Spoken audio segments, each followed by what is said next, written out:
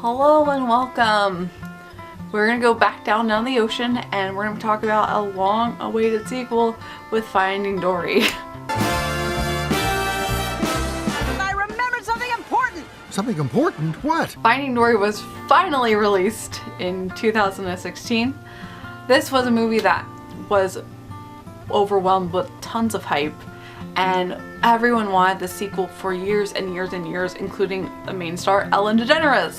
And now it's time for our new segment, How Come Every Animated Movie is Doing a Sequel Except Finding Nemo? Can you believe it's been 11 years since the Toy Story movie? 11 years. What's more incredible, it's been 7 years since the last Finding Nemo movie.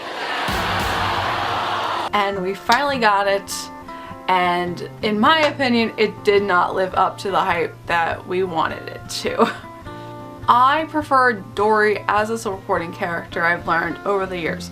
She's great fun, but she has a very distinct personality that can get annoying at times, and she's better when she's within other characters and not in the complete spotlight. Problem, buddy? Huh?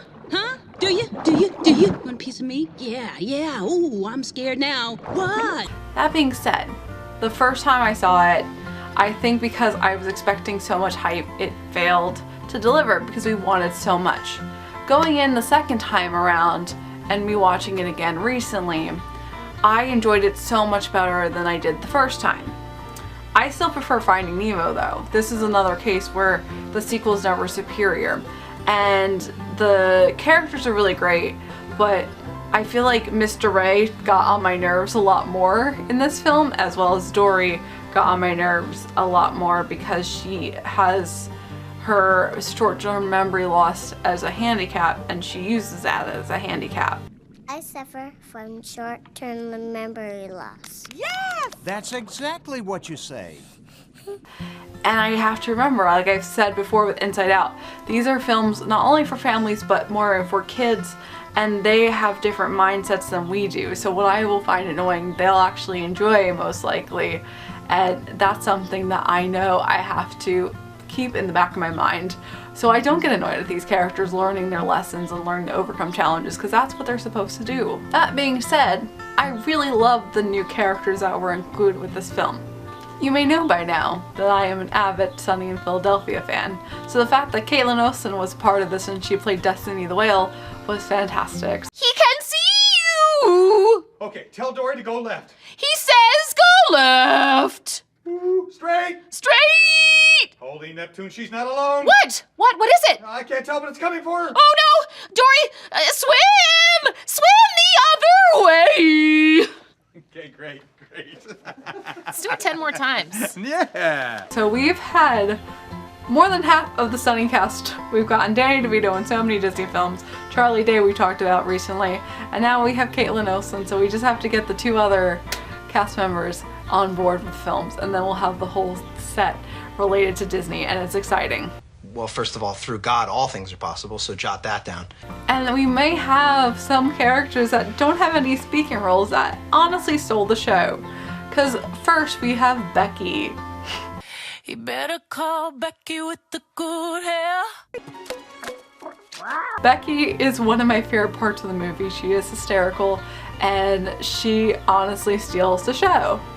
The walruses are really great too, or the sea lion, but they were really fun too. And I did like their chemistry, but Becky honestly made it even better. And then we have the honors with the cuddle party. Cuddle party!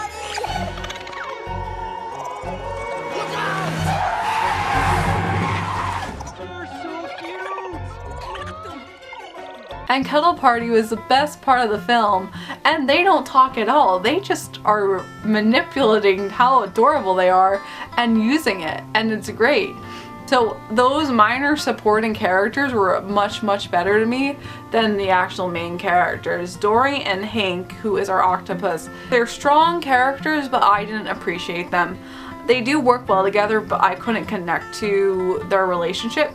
And the direction the film went into, even though it's a really great story, I think because it basically was the same story in a different setting, you can't really beat how you had Finding Nemo, because Finding Nemo was out in the ocean, and here we're in an aquarium, and it's a lot more limiting, where we have a lot more human characters, which is great, but I did prefer the first film. The first film honestly is just fantastic, and it's so hard to beat because it's such a classic film.